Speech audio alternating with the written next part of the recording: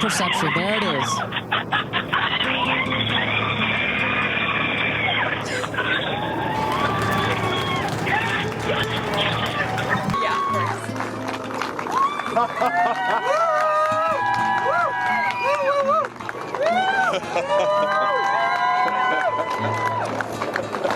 Katy! The best part was when we got back in our seats after 0 G's, Katy sang "What a Wonderful World." She did? Isn't that nice? Oh, come on. She sang "What a Wonderful World." Okay. Folks, welcome back to another episode of the Out of Touch Olympics. Because while you can't afford rent, or probably bread, the ultra-rich want to remind you that they've successfully turned this planet into a theme park for themselves, all by standing on your neck. Yes, there's been another launch of Jeff Bezos' space tourism company, Blue Origin, this time with what's being billed as an groundbreaking all-female crew. A crew that includes the other half of the classless Bezos power couple, Lauren Sanchez, flop star Katy Perry, Gayle King of CBS Mornings, and some other women who are incredibly talented, gifted, etc., and presumably have the $150,000 necessary for the deposit for this ticket, as well as the money to shove out for the full price of the ticket, which I'm assuming is in the 7-figure range. It's undisclosed, we don't know. $1 million+ for 4 minutes in low orbit. The opportunity of a lifetime if you've got the dough and the connections to get on board. Let's hear all about the experience from Katy Perry herself. You are officially an astronaut. Thank you so much. How do you feel? I feel super connected to love. So connected to love. I think this experience has shown me you never know how much love is inside of you, like how much love you have to give, and how loved you are until the day you launch. Where does this experience rate for you? This experience is second to being a mom. Wow. Yeah.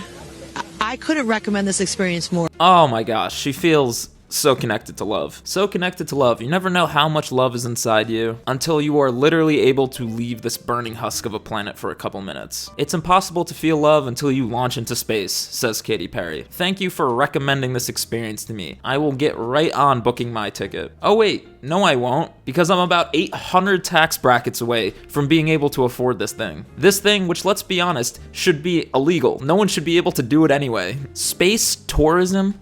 I mean, are you fucking kidding me? Okay guys, I'm gonna level with you. This is somehow going to be worse than a normal video of mine. This entire thing is just gonna be a crash out. Straight up. There's nothing else. So, you know, just so you know that.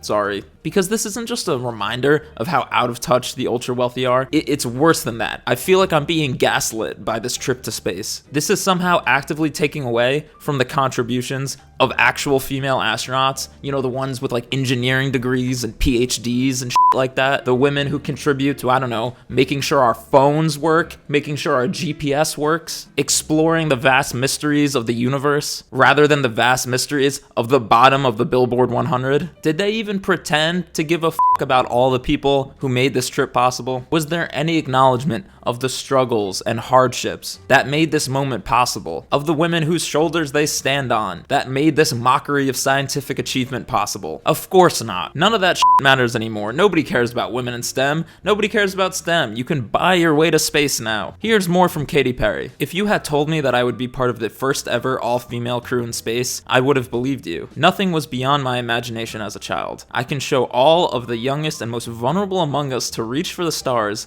literally and figuratively. I'm honored to be among this diverse group of celestial sisters. This is why people hate Hollywood, by the way. This is why people hate celebrities, why every TikTok comment I read now is people crashing out over how out of touch celebrities are. Because some of them are, they're literally, some of them are straight up ghouls. I mean, like, I don't know how it's possible to be more out of touch than that. No, like, I'm so sorry, but I actually don't give a fuck that you went into space. I actually don't give a fuck that you went into space.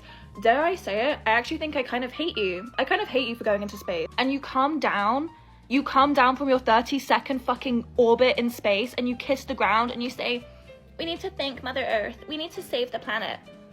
You just burnt so much fucking CO2. You're also doing fucking company promo for like the world's worst billionaire, one of the world's worst billionaires. And you're coming down here to lecture us on climate change.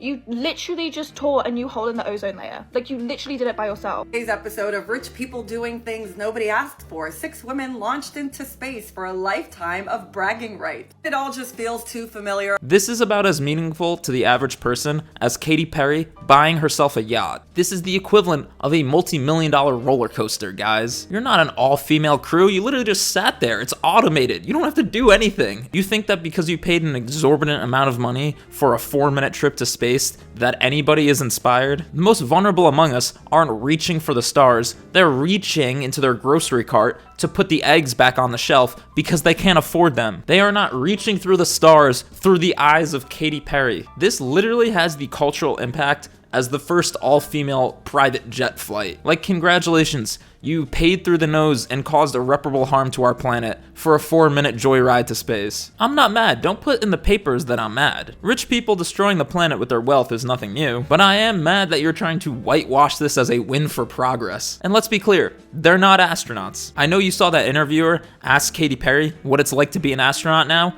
but that interviewer works for Blue Origin. Everyone on that launch site was an employee of Jeff Bezos, which is why you're getting the kind of journalistic integrity you would assume you would get from a North Korean newscast. Astronaut is a profession. Astronauts are people who are trained to take part in missions to space. They have training, education, qualifications that are not limited to how much money they have in their bank account and how well they know Lauren Sanchez. Katy Perry is not an astronaut now because she learned how to get in and out of a chair. This is literally just her taking one of those carnival drop towers, except instead of going 100 feet above the ground, it went 100 kilometers above the ground. And now we're supposed to refer to her as an astronaut for the rest of her life? Really? Really? I mean, can I dress up like a sexy cop next Halloween and then start pulling people over on the highway for the rest of my life? What do you mean? I'm a cop. You didn't see the badge? Even the spaceflight costumes, guys, are costumes. This is not a space mission.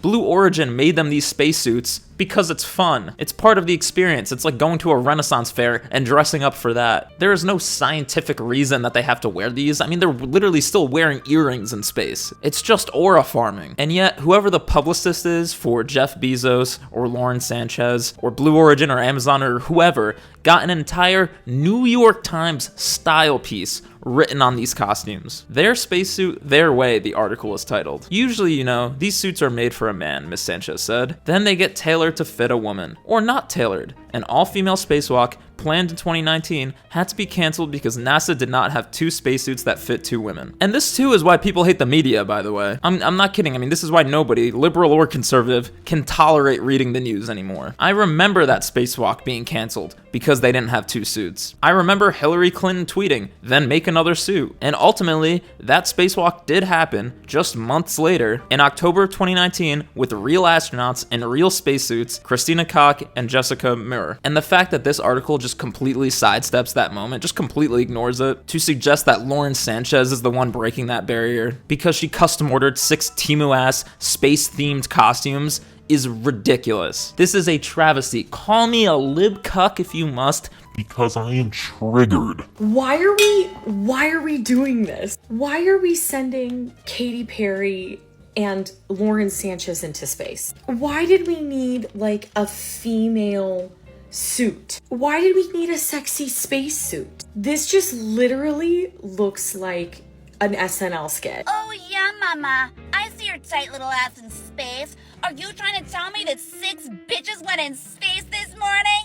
Fuck yeah! How about from this Elle fluff piece? How are they framing this travesty of late-stage capitalism? The journalist and author, that's referring to Lauren Sanchez, by the way, also hopes that the group will expand the idea of what explorers look like for the next generation. Based on the statistics of women in space exploration, it's evident the representation is needed. Not only has it been over 60 years since women, or technically just a woman, traveled to space without men, but women also make up 11% of those who ventured into space in total. No. Lauren Sanchez handpicking 5 of her homies to go to space using her boyfriend's rocket is actually not the representation we need. That's actually not women in STEM. The fucking gall to write the sentence, "It's been over 60 years since women have been into space without men," as if the generations of female astronauts who preceded this moment were just doddering damsels who had to be taken care of by their male crewmates. It just feels a little insulting to me, alright? I'm not gonna lie, it just feels a little condescending. Here's the separate Time magazine article that finally sounds like it's being written by someone who isn't being shoved brown bags full of cash by Jeff Bezos. But is this really news, or is there at least a whiff of condescension and making a fuss about the fact that a group of women are flying without a man to keep them company? Tereshkova's flight was 62 years ago. Sally Ride became the first American woman in space 42 years ago. Eileen Collins was the first female shuttle commander 26 years ago. Peggy Whitson became the first female commander of the International Space Station 18 years ago. As for NASA's current record holder for the longest cumulative time in space, Whitson again at 675 days. All names that the average person has never heard of, I'm sure, but that's fine. I mean, we value spectacle above all else in this culture. Whatever. I'm not surprised that Elle or the New York Times won't have the names of these women written anywhere in their articles fawning over this tranche of the most out-of-touch, wealthy, and famous people engaging in the most obscene excess of capitalism I've ever seen in my life. And you know what? I'm okay with that. Maybe this kind of media literally just exists to reinforce the status quo and make the absurd appear normal, but don't actively try and minimize the accomplishments and contributions of actual astronauts and drape your delusions in vaguely woke feminist language to try and justify the unjustifiable. This is literally just Marie Antoinette in space, full stop. Do you guys remember, and I hope you do because it happened like a month ago, when that crew was stuck on the International Space Station for 9 months? They were supposed to only go up there for a week, but there was a problem with their space capsule, and literally last month they just got back to Earth after 9 months being stuck in space. Sunny Williams was the commander of that trip, the commander of the International Space Station, a Naval Academy graduate, a veteran, the most spacewalk time of any female astronaut in history, an American hero in any objective sense of the word. And I remember reading on Twitter, which granted is a 24/7 clan meeting at this point, post after post calling her a DEI astronaut. That is the kind of insanity and vitriol that is out there nowadays. And after all that, a month later, with the eyes of the world on her, and a platform that she hasn't had since she was capable of making an album that sells more than 3 copies, Katy Perry tells the news, space is going to finally be glam. Let me tell you something, if I could take glam up with me, I would do that. We're gonna put the ass in astronaut. Folks, are we cooked? We might be cooked. Let's go to Emrata for the latest. That space mission this morning, that's end time shit. Like, this is beyond parody. Saying that you care about Mother Earth and it's about Mother Earth and you're going up in a spaceship that is built and paid for by a company that's single-handedly destroying the planet. Look at the state of the world and think about how many resources went into putting these women into space. For what? What was the marketing there? And then to try to make it like, I'm disgusted, literally, I'm disgusted. Thank you, Emrata, one of the last rational celebrities, unfortunately. Let me tell you guys, we've seen this movie before. Go and read about the French Revolution, because I've seen how this thing ends. This let them eat cake mentality. And Katy Perry taking her moments in space to cut a promo for the set list for her Lifetime's tour. You have the alleged opportunity of a lifetime, a few precious moments in space, and you use it to promote your upcoming tour. How bad are the sales going, Katy? I couldn't even read the set list on the live stream, so honestly, I don't really think this is gonna be the promo that she thinks it is. And my god, when they did the whole take up space thing, shouting it in unison together. 1, 2, 3, take up space! I mean, I'm surprised they couldn't hear the entire planet below them collectively groaning from space. And for what it's worth, I'm glad I'm not the only one who feels like the end times are near with this one. That does seem to be the prevailing sentiment. Thank God. Go read the comment section on the Blue Origin livestream. There's some sexism, absolutely, but there's more than a couple bangers. They are astronauts the same way everybody on a commercial plane is a pilot. If staring out a window for 10 minutes makes you an astronaut, then my cat is an astronaut. Meanwhile, Amazon workers are driving around in no AC vans, pissing in water bottles. My dad watched people land on the moon 60 years ago. Today I get to watch some B-list celebrities go to the edge of space for 1 minute, cheered on by the Kardashians. Congratulations, Blue Origin. You somehow made spaceflight cringe. Literally, our parents and grandparents got to see the moon landing, and I got to see a bunch of rich people punching a hole through the ozone layer to take a quick joyride to space, before touching back down to wax poetic about the importance of protecting the Earth. Meanwhile, I'm watching the live stream of this launch from District 12 with my DoorDashed after-paid burrito in front of me. Only 3 more payments to go. I mean, who are we sending into space next? The third most famous Jonas brother? Are the guys from Big Time Rush available? Can we put them in the capsule next? Even if you're cool with the concept of space tourism for some reason, this is who got to go. The 40-year-old woman who is so divorced from reality. She thought doing TikToks with a 17-year-old girl wearing a shirt that says "Breed Me" would be a good idea. Again, this is why people hate Hollywood, hate the media, hate the quote-unquote elites, whatever that means to them, because no working American with a moral compass could ever conceive of any of this. We are living in the roaring 20s all over again, and people are tired of seeing these exorbitant displays of excess from these elites who appear to care about literally nothing else besides ego and power. I don't think you can describe it, because, you know what I was saying, it was like quiet, but then also really alive.